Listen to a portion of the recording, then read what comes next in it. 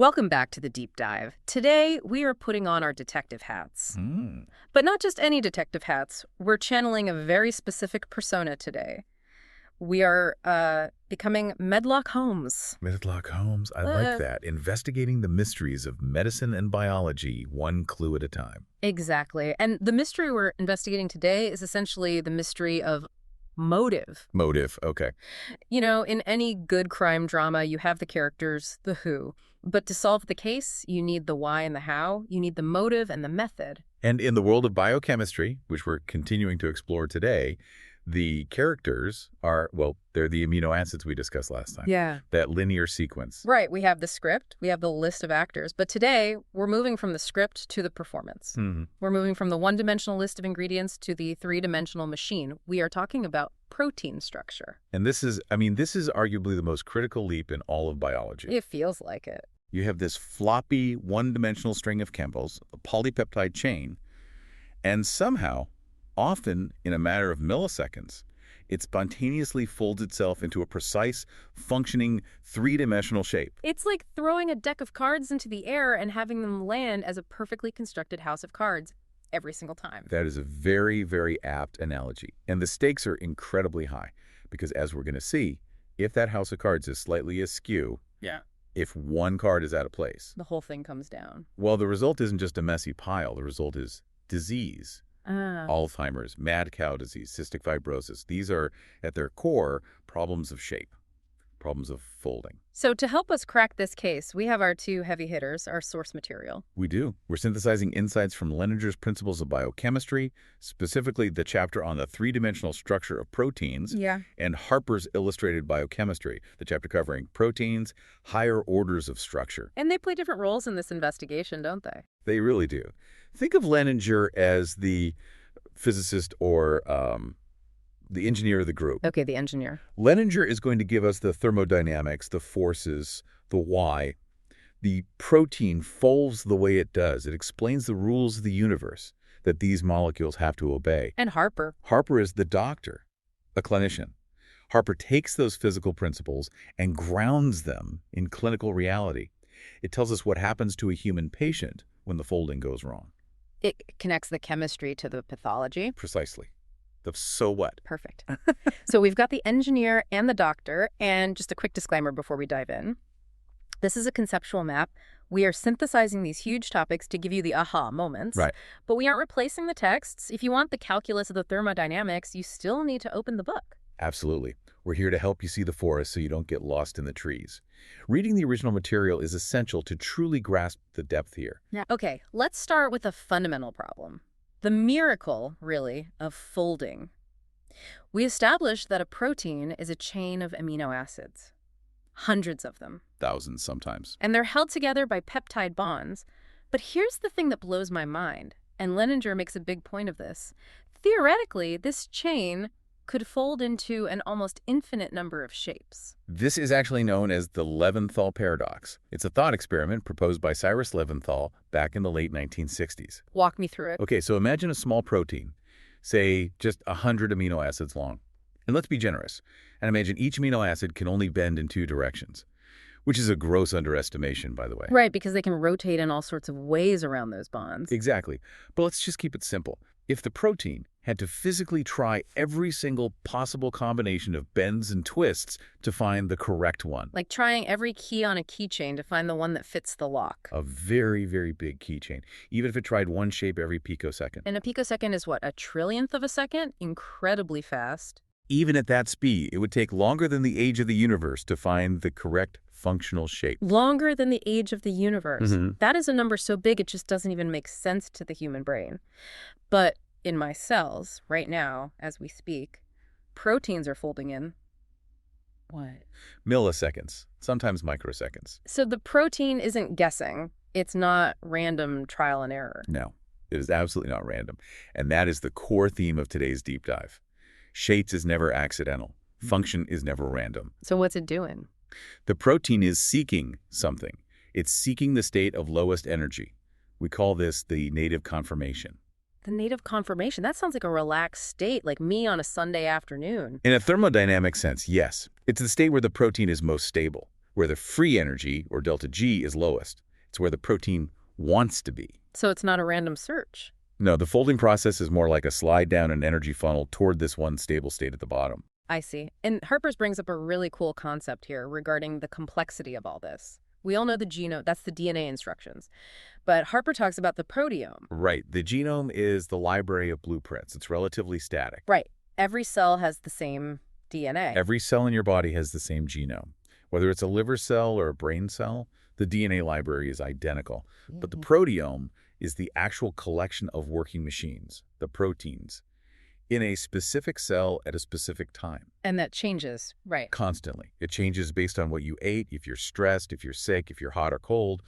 The proteome is dynamic. It's much, much more complex than the genome because proteins can be modified, they can change shape, they can combine into bigger machines. So the genome is the script, but the proteome is the live performance, which changes night to night. That's a great way to put it. And Harper emphasizes that genetic or nutritional deficiencies that mess up this performance, that stop the protein from reaching that native conformation, are catastrophic. Why catastrophic? Well, if the protein doesn't mature, the function is lost. You don't just get a bad performance, you get a canceled show. The machine is never built. Okay, so we know the protein folds fast, and we know it folds into a specific native shape, but what tells it how to fold? Is there a separate instruction manual? Like, does the DNA send out a blueprint and then a separate assembly guide? That is the most elegant part of all. Yeah. The instruction manual is the sequence itself. This was proven in a classic experiment mentioned in the sources, famously done by Christian Anfinsen. Walk us through that. What did he do? You can take a protein, specifically ribonuclease A in this case, and you denature it. Unfold it. Yes, you unfold it. You add chemicals like urea and reducing agents that break all the delicate bonds, holding it together, turning it back into a floppy, useless string. You break the house of cards back down to a flat deck. Precisely. Yeah. Now, if you carefully remove those harsh conditions, if you dial out the urea and let the solution return to normal physiological conditions, something amazing happens. It snaps back. Many of them will spontaneously refold right back into their functional native shape. They find their way home. All by themselves. All by themselves. That tells us that the 3D structure is determined entirely by the primary sequence. The motive is written into the character list. The shape is an inevitable consequence of the sequence. That is wild. The shape is encoded in the order of the beads on the string. It's like writing a sentence that once you finish typing it, automatically folds itself into an origami crane. That is a perfect visualization. But now we have to ask the next logical question. What forces are doing the folding? Exactly. What are the forces actually pulling those beads together? If I have a string of pearls and I drop it, it just makes a pile. Doesn't form a functional machine. Which brings us to section 2. The forces of nature. What holds it together? And here's where Leninger gives us a bit of a reality check. You might think, oh, it must be strong steel bolts holding this machine together. You'd think it would have to be covalent bonds, something really strong. Right. And covalent bonds are the strong connections, the peptide bonds holding the amino acids in the chain. But the forces that fold the chain into a 3D shape, they're incredibly weak. Shockingly weak. Weak? How weak? Individually, they are tiny. We're talking about non-covalent interactions, hydrogen bonds, ionic interactions, van der Waals forces. Leninger gives us the data. Breaking a covalent bond takes huge energy, maybe 200 to 460 kilojoules per mole. Okay, a lot of energy. A lot. But these weak interactions, maybe 0.4 to 30 kilojoules, sometimes less than 1% of the strength of a covalent bond. It's a massive difference. So if they're so weak, why doesn't the protein just fall apart? If I jump up and down, shouldn't my proteins just shake loose? Harper's uses a perfect analogy here. Velcro. Velcro, I love that. Think about a strip of Velcro. Each individual little plastic hook is tiny. You can break it or pull it apart with a flick of your finger. It's weak. Sure. But if you have thousands of those hooks all engaging at once. You can stick a person to a wall. I've seen those game show suits. Exactly. The stability of a protein comes from the cumulative strength of thousands of these weak interactions working in concert. It is strength through numbers. Now, among these weak forces, Leninger identifies one as the absolute boss, the godfather of protein folding, the hydrophobic effect. Yes. And this is often the most misunderstood concept in biochemistry. How so? We tend to think of it as oil and water don't mix. Like the oil molecules are afraid of the water, so they huddle together. That's how I always pictured it. The greasy amino acids, the hydrophobic ones like leucine or isoleucine, just kind of clumping together to hide from the big, bad water? The result is clumping, yes, but the driver isn't the oil. The oil molecules actually don't attract each other that strongly. The driver is the water. The water is driving it. The water is the one calling the shots. Leninger goes deep into the thermodynamics here. It's all about entropy. Entropy, disorder, the universe's favorite thing. Right. The universe loves disorder. High entropy is good, thermodynamically speaking. Now imagine a hydrophobic amino acid side chain dangling in water. Water molecules are polar. They have little charges. They love to dance with each other, forming hydrogen bonds, breaking them, reforming them. It's a chaotic dance party. And the hydrophobic amino acid. It's a wallflower. It can't dance. It has no charge. It can't hydrogen bond. So the water molecules right next to it are forced to stop dancing. They're stuck. They're stuck. They have to form a rigid, ordered cage around the hydrophobic molecule just to accommodate it. We call this a solvation layer or a clathrate cage. It's like a tiny little iceberg forming around the greasy spot. And order is bad. Order is low entropy. Thermodynamics hates that. It costs energy to keep those water molecules ordered and locked in place around the hydrophobic guy. It's energetically expensive to maintain that cage. So how does the protein solve this? It's an elegant solution. It tucks all the hydrophobic guys into the center of the protein, away from the water. Ah, the hydrophobic core. Exactly. And when those hydrophobic groups hide inside, that rigid cage of water molecules on the outside breaks up. Because the surface area of the grease exposed to water is now much, much smaller. Fewer water molecules are trapped. They are released. They can go back to their party. They go back to being chaotic and disordered. So the entropy of the water increases. Precisely. And that increase in the water's entropy is the thermodynamic engine that drives protein folding. It's the invisible hand pushing the protein into its shape. That is such a cool shift in perspective. I mean, it's completely backwards from how you'd intuitively think about it. It is. The protein isn't folding because the amino acids like each other. It's folding because the water kicks them into the middle so the water can have more freedom. That's a fantastic way to put it. The protein is accommodating the water's desire for chaos. Okay, so we have the hydrophobic effect pushing the greasy stuff to the middle, but what else stabilizes the shape? Because a clump isn't a machine, you need precision. You need specificity. That's where the other weak forces come in. Take hydrogen bonds. They are critical for optimizing the interactions. Inside the protein, in that hydrophobic core, you don't want any loose ends. What do you mean by loose ends? If you have a polar group inside that core, a group that could form a hydrogen bond, it better be holding hands with another polar group. It can't be left alone in that oily environment. That would be very unstable. So all the polar groups inside have to be paired up. Yes. And then you have van der Waals forces. These are the weakest of the weak. The weakest. They're very, very weak dipole interactions that happen over very short distances. They are only significant when atoms are packed super tightly together. Like the friction between puzzle pieces fitting tightly. Yes. The interior of a protein is packed incredibly tight like a crystal. There's almost no empty space. It's not a sponge, it's a solid. So those van der Waals forces, even though they're weak individually, add up to a significant stabilizing force across the whole structure. And then you have the charged interactions, ionic interactions, or salt bridges. This is when a positively charged amino acid side chain, like lysine or arginine, finds a negatively charged one, like glutamate or aspartate. Like magnets clicking together. Exactly. And Leninger points out something fascinating. These salt bridges are much stronger deep inside the protein than they are on the surface. Why is that? You'd think it would be the same everywhere. It's because of the water again. On the surface, water interferes. Water has a high dielectric constant. It shields and dampens the attraction between charges. Yeah, it gets in the way. It gets in the way, but inside the hydrophobic core, it's dry. The dielectric constant is much lower, so the electrostatic attraction is far more potent. Yeah. It's like the difference between two magnets in air versus two magnets underwater. Okay, so we've got the forces, the hydrophobic effect as the main driver, and then H-bonds, van der Waals, and salt bridges for the fine-tuning. It's a good summary. So let's look at the architecture. The structure itself. We start with the primary structure, the list. Then we move to secondary structure. Secondary structure is all about the backbone. It's the local folding patterns. It's how the chain arranges itself in the immediate vicinity, independent of what the side chains are doing. And both Harper and Leninger emphasize that there are strict rules here. The backbone isn't a floppy rope. It's more like a chain of rigid plates. Yes. This is crucial structural chemistry. Yeah. The peptide bond itself, the link between amino acids, has a partial double bond character due to resonance. Okay, what does that mean in simple terms? It means it's planar. It's flat and rigid. It can't rotate. So if the links in the chain can't rotate, where does the bending happen? Only at the alpha carbons. These are the carbon atoms that hold the side chains. They act as the hinge points between the rigid peptide plates. We describe these rotations with specific angles called phi and psi. And this leads to something that always looked intimidating in the textbook, the Ramachandran plot. It looks complex, but the concept is simple.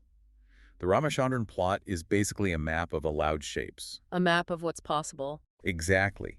Because atoms take up real physical space, you can't just twist those phi and psi angles any way you want. If you twist them too far, the atoms of the backbone or the side chains would literally crash into each other. That's called steric hindrance. It's like trying to bend your elbow backward. The bone stops you. That's a perfect analogy. The Ramachandran plot just shows the tiny islands of stability on the map where the atoms don't crash. And it turns out nature has found two main beautiful shapes that fit perfectly into these allowed zones. And those islands on the map correspond to the famous secondary structures, the alpha helix and the beta sheet. Correct. These are the shapes that satisfy the geometry of the backbone and maximize the hydrogen bonding potential of the backbone atoms. Let's unpack the alpha helix first. I always picture a spiral staircase. That's the classic image. It's a right-handed spiral. It's very compact and rod-like, and the specifications are incredibly precise. What are they? You have 3.6 amino acid residues per turn of the helix. 3.6, not 3, not 4. That's very specific. It is. And the stability comes from hydrogen bonds running up and down the staircase, parallel to the axis of the helix.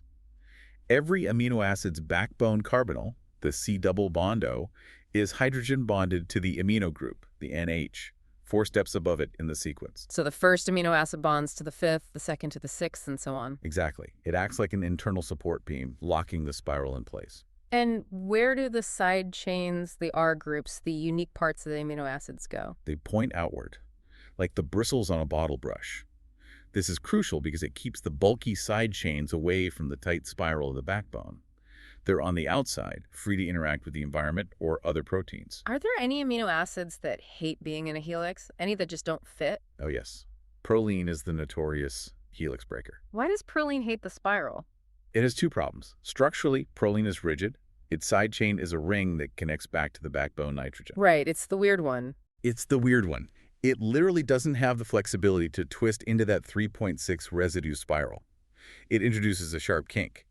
And second, because of that ring, its backbone nitrogen lacks the hydrogen atom needed for the stabilizing hydrogen bond. So it physically can't fit and it chemically can't bond? Exactly. If you see a proline in a sequence, the helix usually ends or kinks right there. What about others? Glycine is the opposite problem. It's too flexible. It's so small, with just a hydrogen atom as a side chain, that it's wobbly. It has too much conformational freedom, and it tends to destabilize the rigid structure of the helix. Okay, so that's the spiral staircase. What about the beta sheet? The beta sheet is more like a pleated skirt or a folded paper fan. Instead of coiling, the polypeptide strands, which we call beta strands, line up side by side in extended zigzags. And they can run in the same direction or opposite directions? Right, parallel or anti-parallel. In anti-parallel sheets, the strands run in opposite directions. So one goes N-terminus to C-terminus, and the one next to it goes C-terminus to N-terminus. Does that matter? It matters a lot for stability. Anti-parallel alignment allows the hydrogen bonds between the strands to be perfectly linear and straight. They're stronger. In parallel sheets, where the strands all run in the same direction, the hydrogen bonds are angled and slightly weaker. And these sheets give you that pleated look. Yes. And unlike the helix, where the side chains stick out all around, in a beta sheet, the side chains alternate. One sticks up from the plane of the sheet, the next sticks down, then up, then down. That seems really important for stacking multiple sheets together. It's vital. Think of silk. Silk is basically stacked layers of beta sheets. The amino acids sticking up and down act like the teeth of a zipper or Velcro, allowing the layers to interlock perfectly. So to make a compact globular protein, you need to connect these helices and sheets. How do you do that? With beta turns, these are tight 180-degree turns that usually involve 4 residues. They allow the chain to reverse direction so you can bring distant parts of the protein together. Proline and glycine, which are bad for helices, are actually perfect for these turns. Because proline is already kinked and glycine is super flexible. Precisely. They are ideal for making sharp corners. This transitions us perfectly to section 4. Fibrous proteins. These are the working-class heroes of the protein world, right? They're all about structure. Absolutely. While globular proteins get all the glory for being enzymes and intricate machines, fibrous proteins literally hold us together. And they have a few common traits. Yes, they are generally insoluble in water, they're very strong, and they're typically made of a single repeating secondary structure, elongated into a fiber. Let's talk about alpha-keratin. This is hair, nails, rhinoceros horn. Alpha-keratin is essentially a coiled coil. You take two alpha helices and you twist them around each other like a rope. Made of spirals. Exactly. It's a left-handed super twist of two right-handed helices. And the interface where the two helices touch is rich in hydrophobic residues, zippering them together. And what makes it so tough? Why is my hair so much stronger than, say, a cooked egg white? Crosslinks. Specifically, disulfide bonds. These are strong covalent bonds that form between the sulfur atoms of two cysteine residues. Ah, sulfur. Yes. The more disulfide bonds you have, the harder and more rigid the material. Your hair has some, so it's flexible but strong. A rhino horn is basically just keratin with a massive amount of sulfur, about 18% cysteine. It's incredibly hard because it's so heavily cross-linked. This explains the smell of burning hair, right?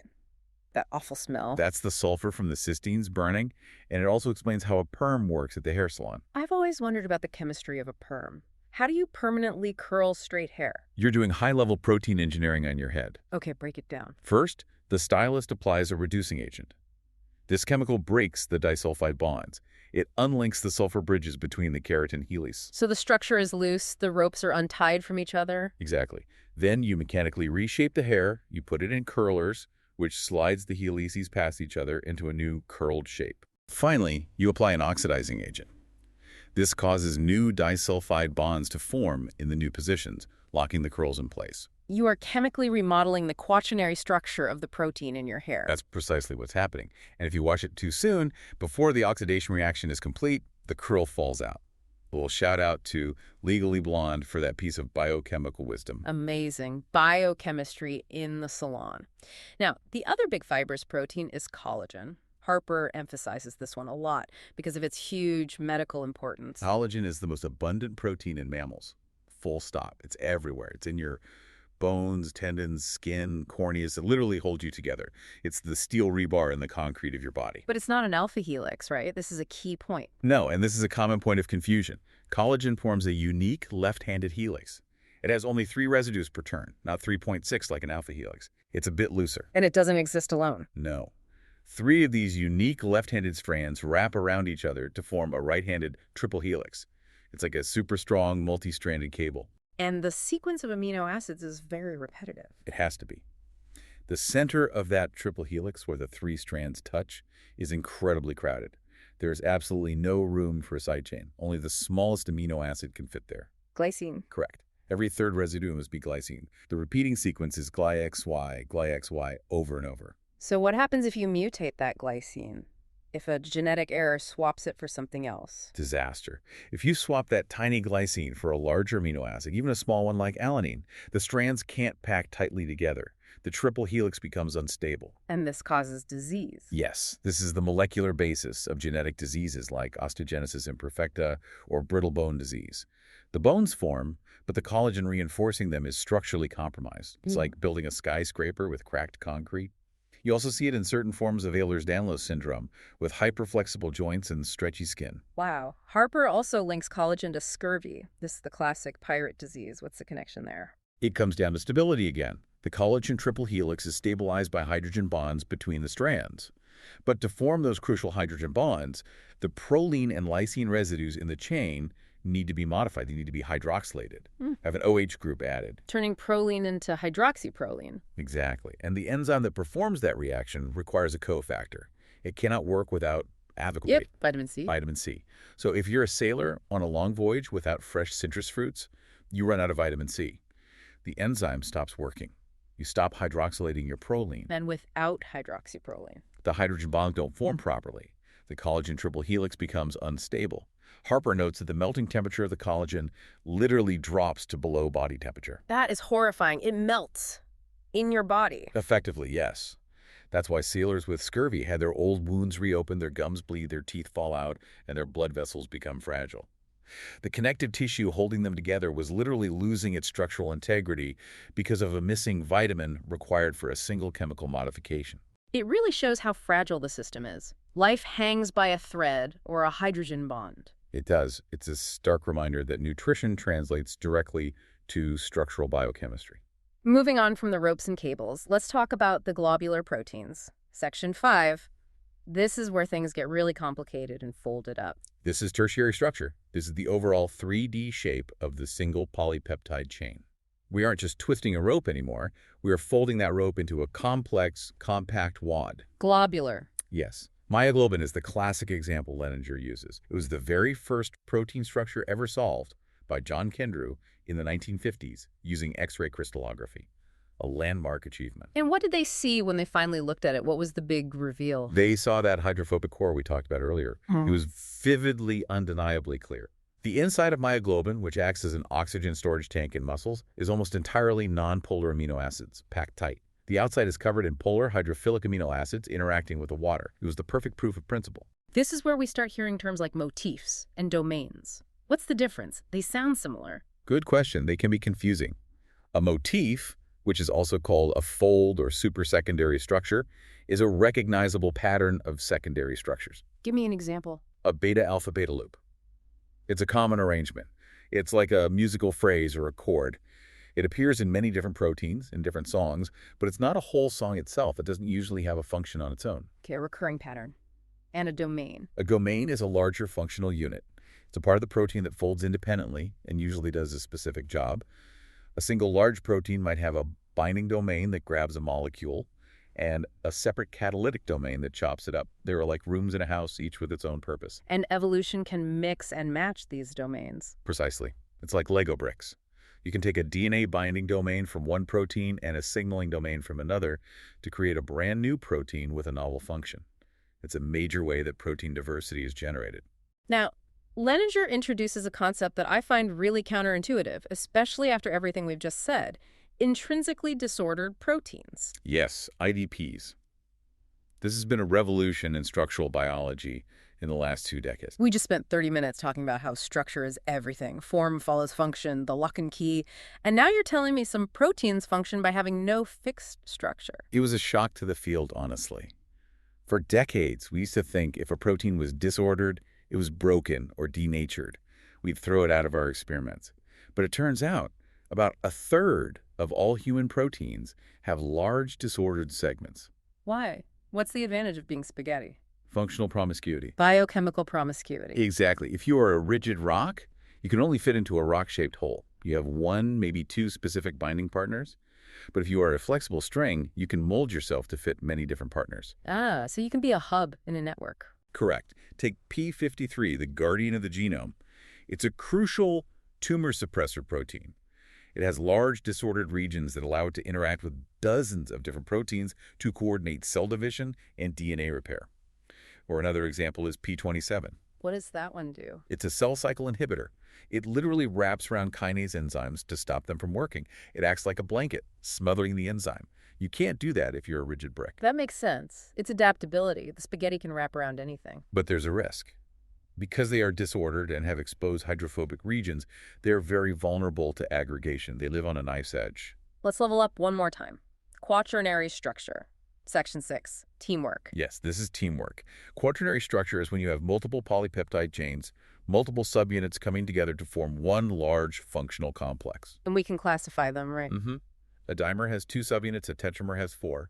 If the subunits are identical, we call it a homodimer or homotamer. If they're different, it's a heterodimer. Hemoglobin is the poster child here. The absolute classic. Hemoglobin has 4 subunits, 2 alpha chains and 2 beta chains. So it's a heterotrimer. Why bother? Why not just have one big protein do the job? Myoglobin works fine as one piece. 2 main reasons. Regulation and stability. With multiple subunits, you get a property called allostery. That's communication, right? A signal in one place affecting another place. Yes, it's mechanical communication between the subunits. When an oxygen molecule binds to one subunit of hemoglobin, that subunit changes shape slightly. Because it's physically connected to the others, it pushes and pulls on them, forcing them into a new shape. And that new shape is better at binding oxygen. It makes them hungrier for oxygen, too. It's cooperative. It's like peer pressure for proteins. One guy grabs oxygen and the others say, hey, I want some too. Exactly. It makes hemoglobin incredibly efficient at picking up a full load of oxygen in the lungs, where oxygen is high, and then dumping all of it in the tissues, where oxygen is low. You can't do that easily with a single chain like myoglobin.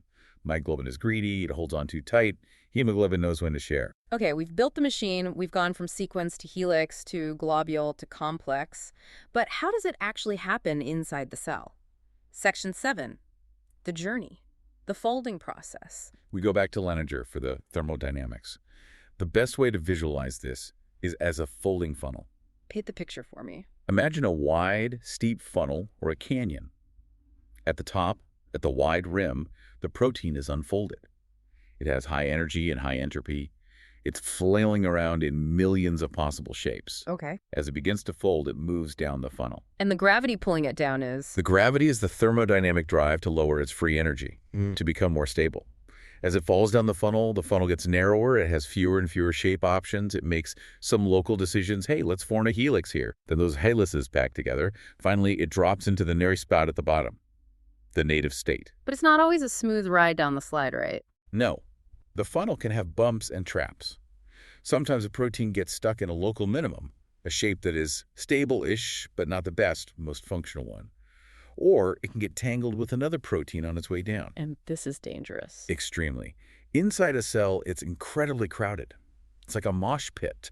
The concentration of proteins is as high as the yolk of an egg. That's dense. Very. A partially folded protein has exposed hydrophobic regions, those sticky patches that should be hidden in the core. If it bunks into another partially folded protein, those sticky patches can latch onto each other. Clumping, aggregation. And that is a dead end. That's a precipitate. It's useless at best and toxic at worst. To prevent this, the cell has a whole network of proteins called chaperones. I love this name, chaperones, like at a high school dance, keeping people from getting into trouble. The function is remarkably similar. They prevent inappropriate interactions. Proteins like HSP70 or heat shock protein 70 and the chaperones. But they don't actually do the folding, right? Correct. They don't actively fold the protein. They don't bend it like an origami artist. The instructions are still in the sequence. So what do? They protect it. HSP70 will bind to those sticky hydrophobic patches on a newly made protein and shield them from the crowd. They give the protein a safe space to figure itself out. And the chaperonins, they sound more complex. They are. The chaperonins, like the Gross system in bacteria, are literally barrel-shaped chambers. The misfolded or partially folded protein goes inside the barrel, a lid closes, and it gets time alone in an isolated environment to fold properly without being bumped or tangled by the neighbors. It's a dressing room. It's a perfect analogy, a private dressing room so you can get your outfit right before you step out into the crowded party. But sometimes, even with chaperones, things go terribly wrong. And this brings us to the dark side of folding, Section 8, pathology. This is where Harper's becomes very sobering. We are learning that many of the major diseases of aging are not problems of foreign invaders or toxins, but problems of our own proteins misbehaving. Misfolding is the root cause of some of the most devastating conditions we know. Let's talk about the scariest one first, prions. Prion diseases, mad cow disease, or BSE, Creutzfeldt-Jakob in humans, Kuru. These things break the central dogma of biology we all learned in high school. How so? We are taught that infection comes from nucleic acid DNA or RNA. It's carried by viruses or bacteria. But prions have no DNA or RNA. None whatsoever. A prion is purely a protein. It's a structural infection, an infection of shape. How can a shape infect you? Here is the terrifying mechanism that Harper details. You have a normal protein in your brain called PRPC. The C is for cellular. It's rich in alpha helices. It's soluble. It sits on the membrane of your neurons. It's harmless. Okay, a normal, happy protein. Then you have the pathogenic form, PRPSC. The C is for scrapie, the sheep version of the disease. Chemically, it's identical, same exact amino acid sequence.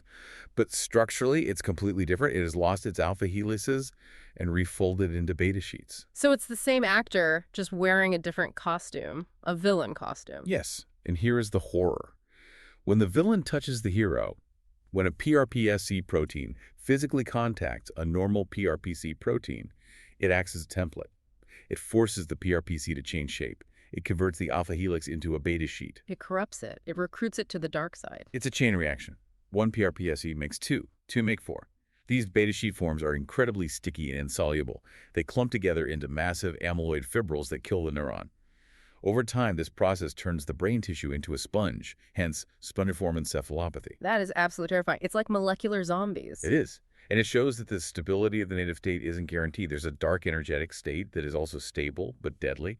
And once you fall into it, you can't get out. And this idea of beta sheets clumping, that's the common theme in Alzheimer's too, right? Yes. These are broadly called the amyloidoses.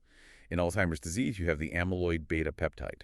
It's normally a soluble little protein, but for reasons we don't fully understand, it can misfold into beta sheets, which then aggregate into the infamous amyloid plaques outside the neurons.